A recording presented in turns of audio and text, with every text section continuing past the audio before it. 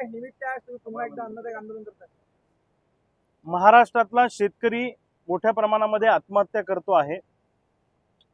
सरकारनं सांगितलं होतं की आम्ही महाराष्ट्रातला शेतकरी सरसकट कर्जमुक्त करू, सातबारा कोरा करू, आणि 1.5 वर्ष उलटून गेलं, 1.25 वर्ष झाले तरी हे कर्जमाफी द्यायला तयार नाही। आम्ही जी कर्जमाफी मागतो आहे, आम्ही माफी मागत नाही, आम्ही मुक्ती मागतो आहे। आम्हा शेतकऱ्यांवर झालेलं कर्ज हे सरकारच्या चुकीच्या धोरणामुळे झालेलं आहे। यांनी सोयाबीनला भाव मिळू दिला नाही, यांनी कापसाला भाव मिळू दिला नाही, यांनी कांद्याला उसाला भाव मिळू दिला नाही, यांनी दुधाला भाव मिळू दिला नाही।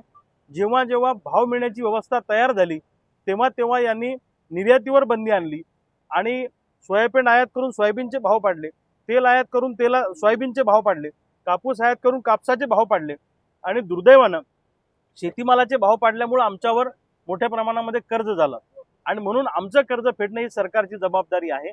आणि सरकारनं आता आम्ही शेतकरी नेत्यांनी आंदोलन केलं नागपुरात, तेव्हा आम्हाला आश्वासन दिलं होतं की आम्ही 30 जूनपर्यंत कर्जमाफी देऊ, पण दुर्दैवानं इतक्या जाचक निकष आणि अटी त्या कर्जमाफीमध्ये घातल्या गेले की 10 ते 15% शेतकरी सुद्धा त्या कर्जमाफीमध्ये बसणार नाही। उदाहरणार्थ 2019च्या कर्जमाफीमध्ये ज्यांना लाभ मिळाला त्यांना फक्त 50,000 रुपये मिळणार, आणि वरचे पैसे त्यांनी भरायचे। म्हणजे ज्याच्यावर 5 लाख रुपये कर्ज आहे त्याला 50,000चा लाभ घ्यायचा असेल तर 4.5 लाख रुपये भरावे लागतील, म्हणजे त्याला सावकाराच्या दारात जावं लागेल।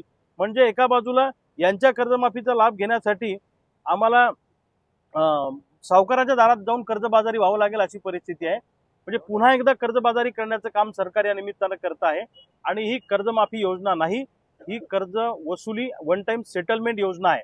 म्हणून आजपासून मी आज घोषणा करतो महाराष्ट्रासमोर आणि सरकारलाही सांगतो की जोपर्यंत सरसगट कर्जमुक्ती होत नाही, विना अट विना निकष कर्जमुक्ती होत नाही, आणि आम्हा शेतकऱ्यांना हक्काचा पीक विमा मिळत नाही, तोपर्यंत मी अन्नाचा एक कणही खाणार नाही। माझा जीव गेला तरी बेहतर, माझा प्राण गेला तरी बेहतर, पण मी आंदोलन थांबवणार नाही। माझ्या डोक्यात एकच आहे की महाराष्ट्रातला शेतकरी सरसगट कर्जमुक्त झाला पाहिजे, अशी आम्हा सगळ्या शेतकऱ्यांची मागणी आहे। मी महाराष्ट्रातल्या तमाम शेतकऱ्यांना आवाहन करतो की मी बुलढाण्यामध्ये माझ्या निवासस्थानासमोर आजपासून अन्नत्याग आंदोलनाला सुरुवात केलेली आहे। अनेक दिवसापासून आम्ही सगळे कार्यकर्ते रस्त्यावर उतरून आंदोलन करतोय, पण सरकारवर त्याचा परिणाम होत नाही।